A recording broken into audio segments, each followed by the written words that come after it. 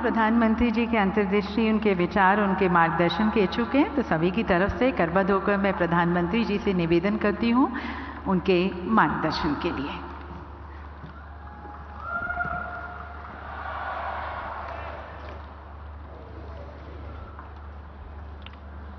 उत्तराखंड के गवर्नर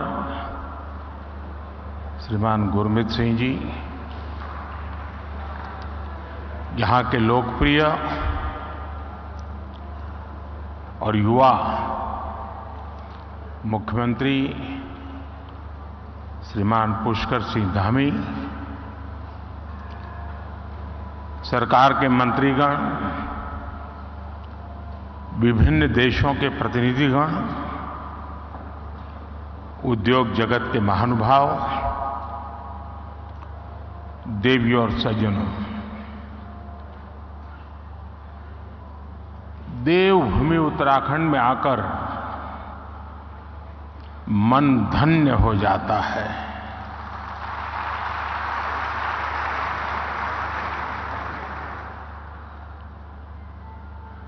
कुछ वर्ष पहले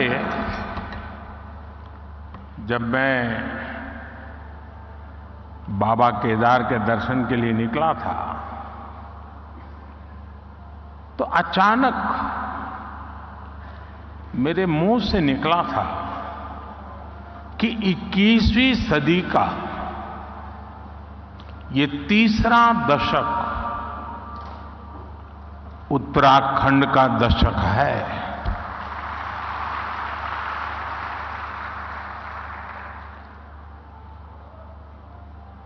और मुझे खुशी है कि अपने उस कथन को मैं लगातार चरितार्थ होते हुए देख रहा हूं। आप सभी को भी इस गौरव से जुड़ने के लिए, उत्तराखंड की विकास यात्रा से जुड़ने का एक बहुत बड़ा अवसर मिल रहा है। बीते दिनों उत्तरकाशी में टनल से हमारे श्रमिक भाइयों को सुरक्षित निकालने का जो सफल अभियान चला, उसके लिए मैं राज्य सरकार समेत सभी का विशेष तौर पर अभिनंदन करता हूं। साथियों, उत्तराखंड वो राज्य है जहां आपको डिविनिटी और डेवलपमेंट दोनों का अनुभव एक साथ होता है। और मैंने तो उत्तराखंड की भावनाओं और संभावनाओं को निकट से देखा है, मैंने उसे जिया है, अनुभव किया है। एक कविता मुझे याद आती है जो मैंने उत्तराखंड के लिए कही थी। जहां अंजुलि में गंगा जल हो, जहां अंजुलि में गंगा जल हो, जहां हर एक मन बस निश्चल हो,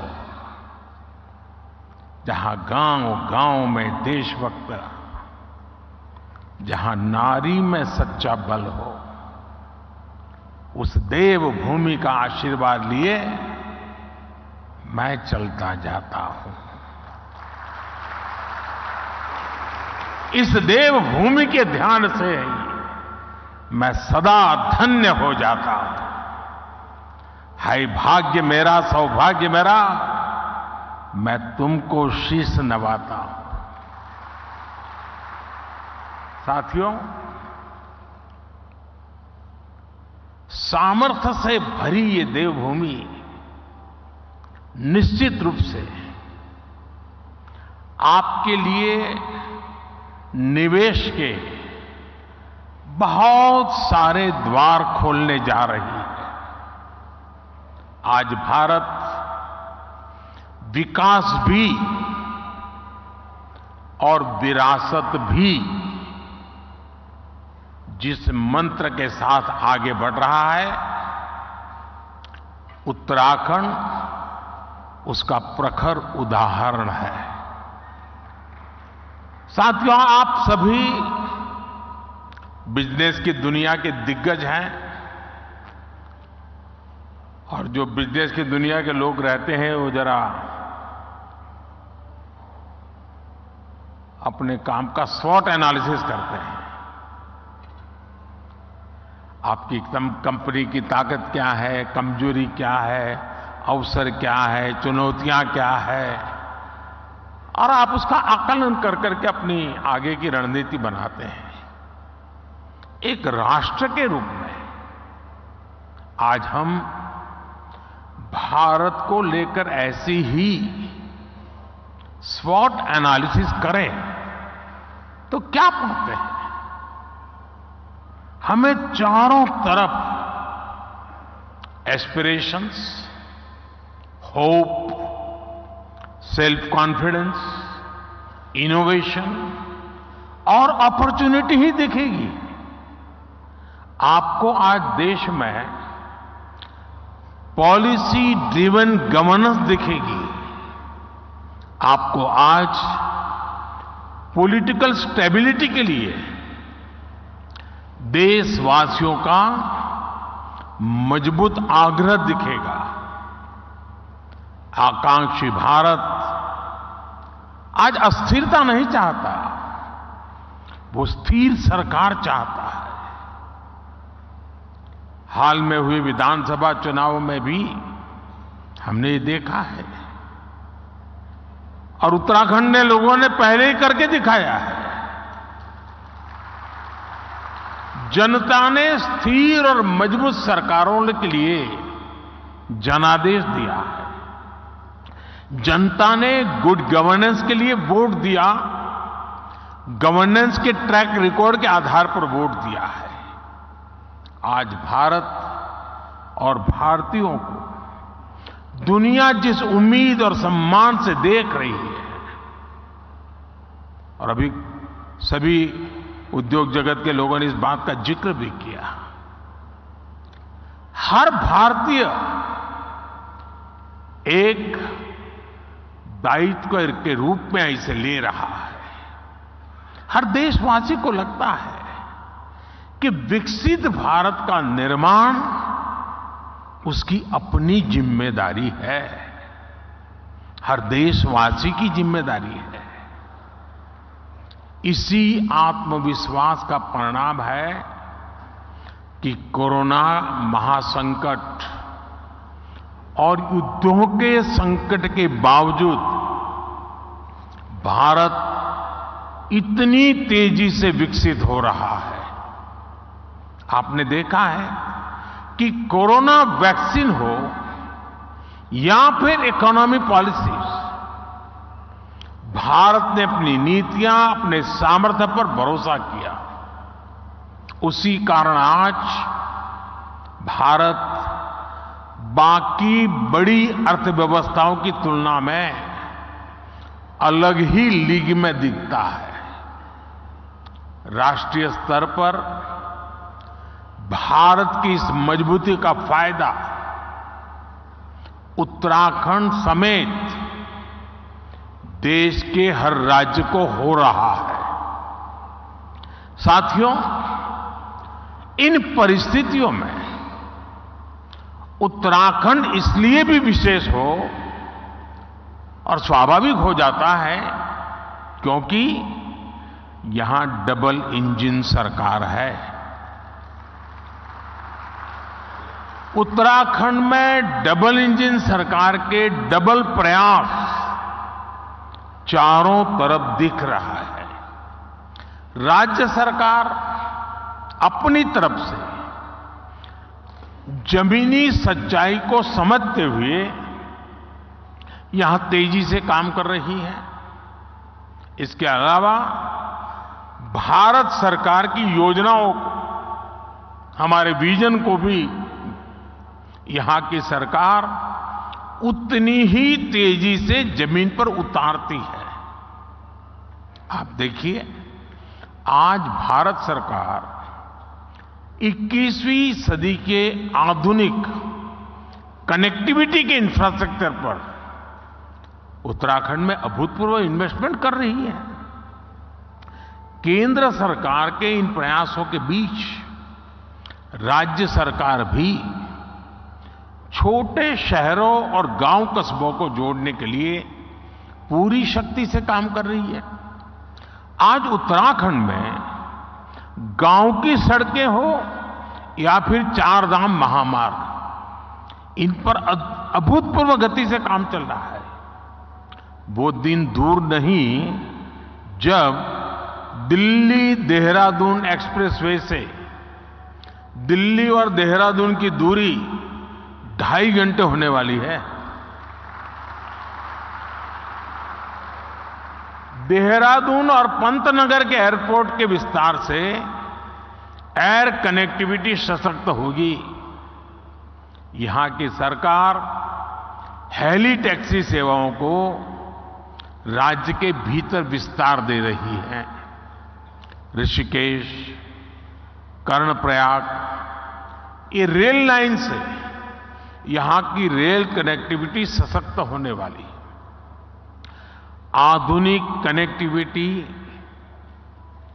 जीवन तो आसान बना ही रही है, ये बिजनेस को भी आसान बना रही है।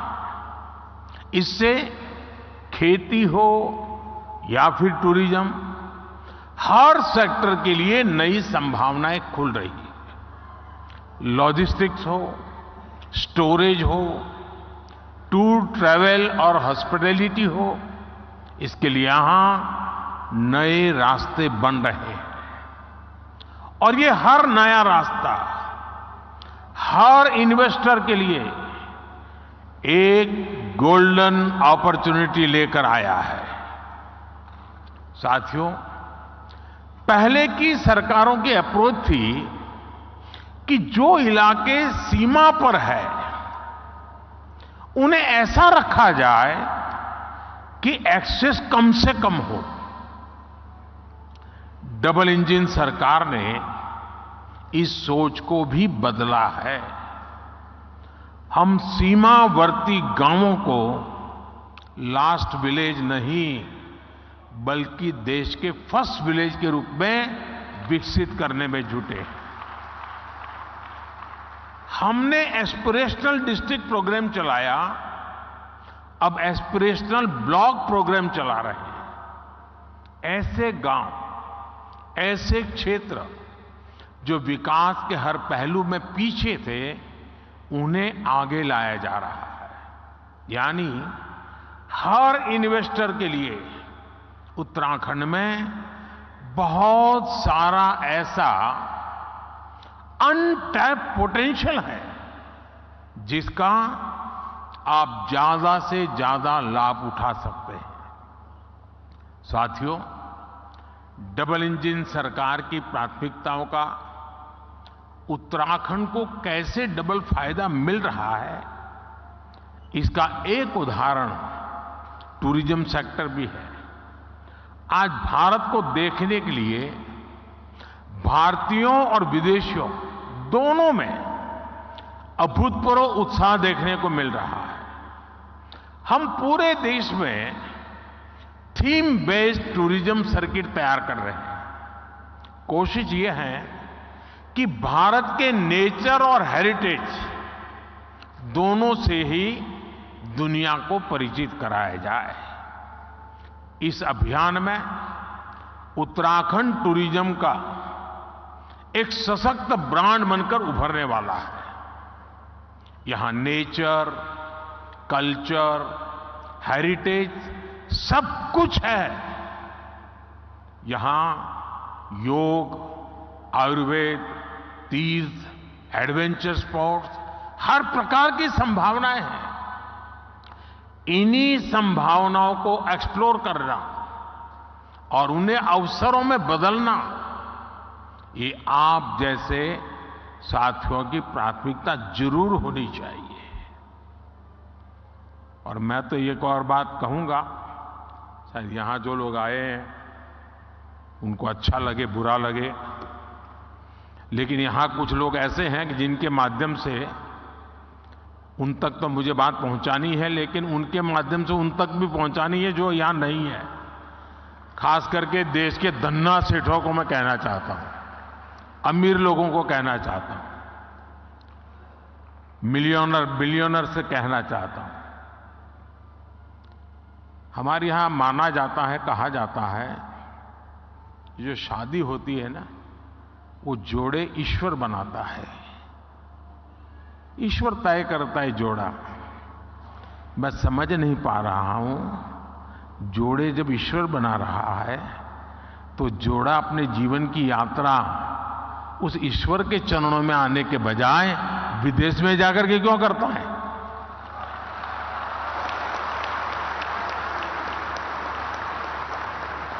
और मैं तो चाहता हूं मेरे देश के नौजवानों को, मेक इन इंडिया जैसे है ना, वैसे ही एक मूवमेंट चलना चाहिए, मेड इन इंडिया।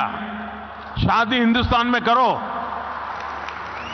ये दुनिया के देशों में शादी कर ले, ये हमारे सारे धन्ना सेठ आजकल फैशन हो गई है। यहां कई लोग बैठे होंगे, अब नीचे देखते होंगे।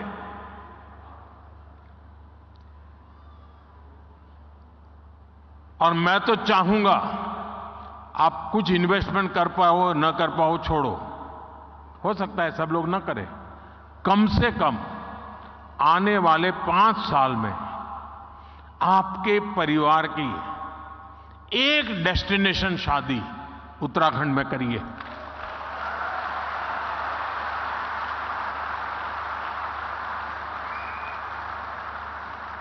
अगर एक साल में 5000 भी शादियां यहां होने लग जाए ना, नया इंफ्रास्ट्रक्चर खड़ा हो जाएगा दुनिया के लिए, ये बहुत बड़ा वेडिंग डेस्टिनेशन बन जाएगा।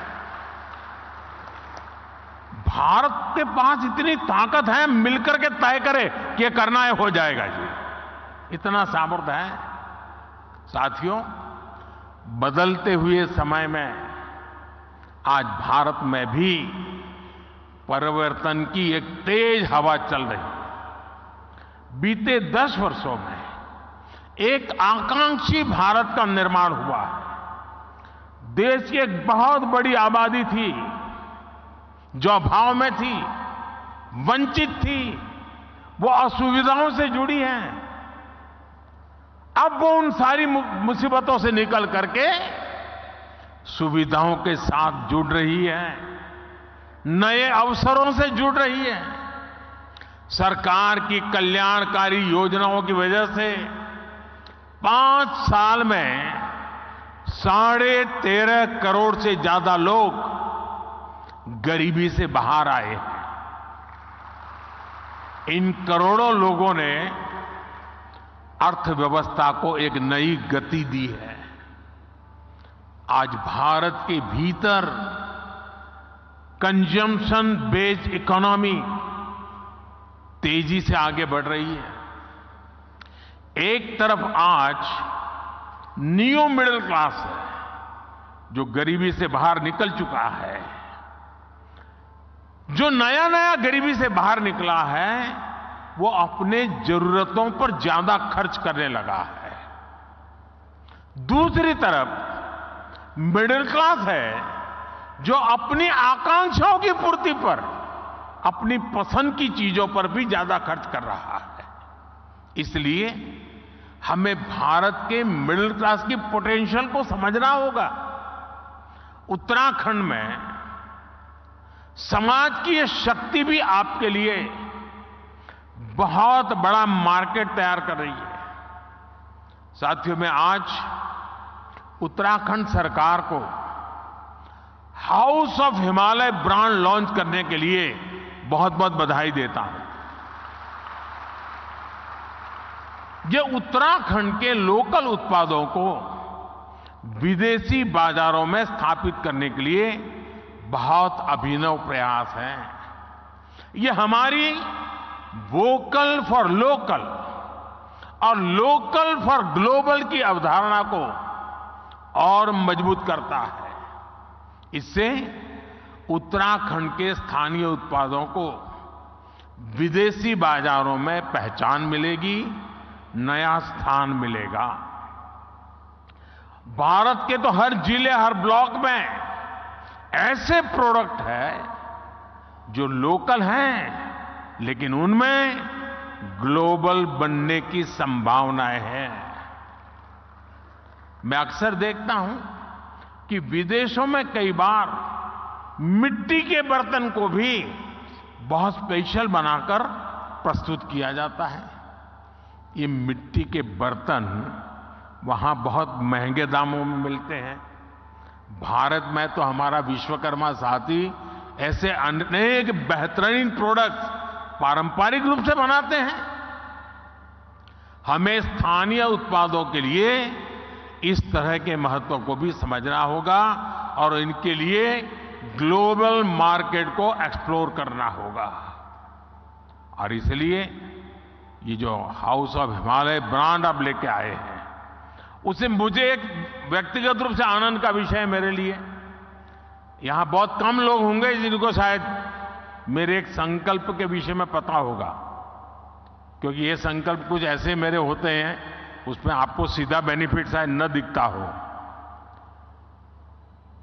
लेकिन उसमें ताकत बहुत बड़ी है। मेरा एक संकल्प है, आने वाले कुछ समय में मैं इस देश में 2 करोड़ ग्रामीण महिलाओं को 2 करोड़ ग्रामीण महिलाओं को लखपति बनाने के लिए मैंने लखपति दीदी अभियान चलाया है। 2 करोड़ लखपति दीदी बनाना हो सकता है कठिन काम होगा, लेकिन मैंने मन में संकल्प बना लिया है। ये हाउस ऑफ हिमालय जो ब्रांड बनती है ना, तो मेरा जो 2 करोड़ लखपति दीदा ने बनाने का काम है ना, वो तेजी से इसमें बढ़ जाएगा। और इसलिए भी मैं धन्यवाद करता हूं। साथियों, आप भी एक बिजनेस के रूप में यहां के अलग अलग जिलों में ऐसे प्रोडक्ट्स की पहचान करें। हमारी बहनों के सेल्फ हेल्प ग्रुप्स हो, एफपीओज हो, उनके साथ मिलकर नई संभावनाओं को तलाश करें। ये लोकल को ग्लोबल बनाने के लिए एक अद्भुत पार्टनरशिप हो सकती है। साथियों, इस बार लाल किले से मैंने कहा है कि विकसित भारत के निर्माण के लिए नेशनल कैरेक्टर, राष्ट्रीय चरित्र को सशक्त करना होगा। हम जो भी करें वो विश्व में श्रेष्ठ हो। हमारे स्टैंडर्ड दुनिया फॉलो करे। हमारी manufacturing zero effect, zero defect के सिद्धांत पर हो। एक्सपोर्ट ओरिएंटेड मैन्युफैक्चरिंग कैसे बढ़े, हमें अब इस पर फोकस करना है। केंद्र सरकार ने पीएलआई जैसा एक महत्वाकांक्षी अभियान चलाया है। इसमें क्रिटिकल सेक्टर्स के लिए एक इकोसिस्टम बनाने का संकल्प स्पष्ट दिखता है। इसमें आप जैसे साथियों की भी बहुत बड़ी भूमिका है। ये लोकल सप्लाई चेन को, हमारे एमएसएमईज को मजबूत करने का समय है, उस पर निवेश करने का समय है। हमें भारत में ऐसी सप्लाई चेन विकसित करनी है कि हम दूसरे देशों पर कम से कम निर्भर हो। हमें उस पुरानी मानसिकता से भी बाहर आना है कि फलां जगह कोई चीज कम कीमत में उपलब्ध है तो वहीं से इंपोर्ट कर दो। इसका बहुत बड़ा नुकसान हमने झेला है। आप सभी उद्यमियों को भारत में ही कैपेसिटी बिल्डिंग पर भी उतना ही जोर देना चाहिए। जितना फोकस हमें एक्सपोर्ट को बढ़ाने पर करना है, उतना ही अधिक बल इंपोर्ट को घटाने पर भी देना है। हम 15 लाख करोड़ रुपए का पेट्रोलियम प्रोडक्ट हर साल इंपोर्ट करते हैं। कोयला प्रधान देश होते हुए भी हम 4 लाख करोड़ का कोयला हर साल इंपोर्ट करते हैं। पिछले 10 वर्षों में देश में दलहन और तिलहन इसके इंपोर्ट को कम करने के लिए अनेक प्रयास हुए हैं, लेकिन आज भी देश को 15,000 करोड़ रुपए से ज्यादा की दालें बाहर से इंपोर्ट करनी पड़ रही है। अगर भारत दाल के मामले में आत्मनिर्भर होगा तो ये पैसा देश के ही किसानों के पास जाएगा। साथियों, आज हम न्यूट्रिशन के नाम पर, और मैं तो देखता हूं किसी भी मिडिल क्लास फैमिली के यहां भोजन के लिए चले जाइए, उसके डाइनिंग टेबल पे भांति भांति की चीजें पैकेट पड़े होते हैं विदेशों से आए हुए, और वो पैकेज फूड का इतना फैशन बढ़ते हुए मैं देख रहा हूं, जबकि हमारे देश, और उस पर लिख दिया कि प्रोटीन रिच है, खाना शुरू, आयरन रिच है खाना, कोई इंक्वायरी नहीं करता, बस लिखा है हो गया, और मेड इन फलाना देश है, बस मारो थप्पा। अरे हमारे देश में मिलेट से लेकर दूसरे तमाम फूड है जो कहीं अधिक न्यूट्रिशियस है। हमारे किसानों की मेहनत पानी में नहीं जानी चाहिए। यही उत्तराखंड में ही ऐसे आयुष है जुड़े ऑर्गेनिक फल सब्जियां जुड़े उत्पादों के लिए अनेक संभावनाएं हैं। एक किसानों और उद्यमियों दोनों के लिए नई संभावनाओं के द्वार खोल सकती है। पैकेज फूड के मार्केट में भी हमारी छोटी कंपनियों को हमारे प्रोडक्ट्स को ग्लोबल मार्केट तक पहुंचाने में मैं समझता हूं कि आप सभी को अपनी भूमिका निभानी चाहिए।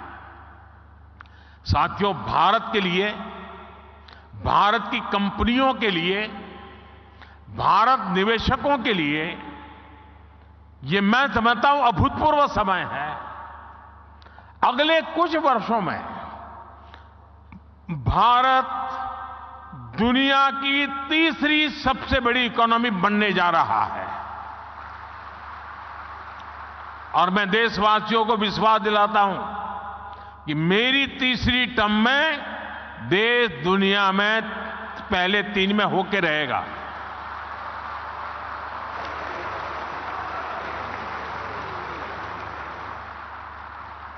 स्थिर सरकार, सपोर्टिव पॉलिसी सिस्टम, रिफॉर्म से ट्रांसफॉर्म की मानसिकता और विकसित होने का आत्मविश्वास, ऐसा संयोग पहली बार बना है। इसलिए मैं कहता हूं यही समय है, सही समय है, ये भारत का समय है।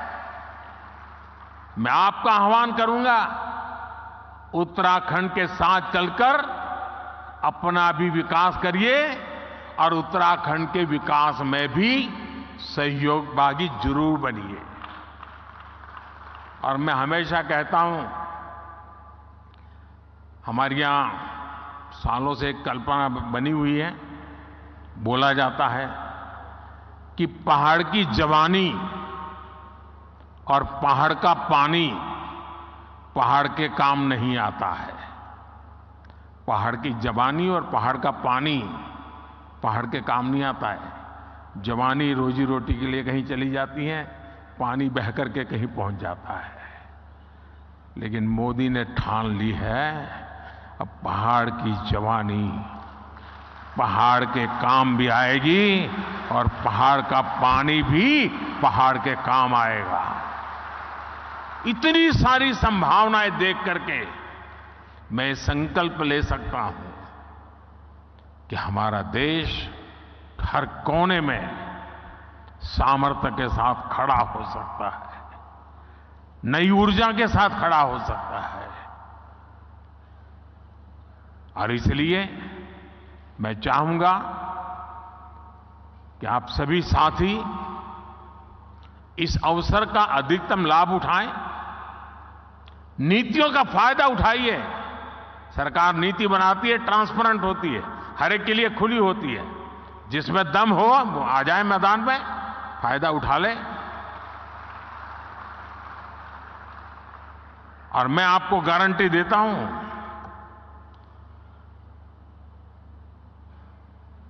जो बातें हम बताते हैं उसके लिए हम डट करके खड़े भी रहते हैं, उसे पूरा भी करते हैं। आप सभी इस महत्वपूर्ण अवसर पर आए हैं। उत्तराखंड का मुझ पर विशेष अधिकार है और जैसे कईयों ने बताया कि मेरे जीवन के एक पहलू को बनाने में इस धरती का बहुत बड़ा योगदान है।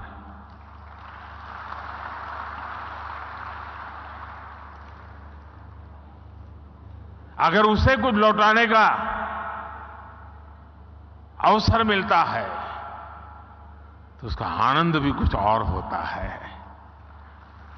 और इसलिए मैं आपको निमंत्रित करता हूं, आइए इस पवित्र धरती की चरण माथे पर लेकर के चल पड़िए। आपकी विकास यात्रा में कभी कोई रुकावट नहीं आएगी। ये इस भूमि के आशीर्वाद है। बहुत बहुत धन्यवाद, बहुत बहुत शुभकामनाएं। बहुत बहुत धन्यवाद माननीय प्रधानमंत्री जी। आपका संकल्प, आपका विश्वास हम सभी को प्रोत्साहित करता है।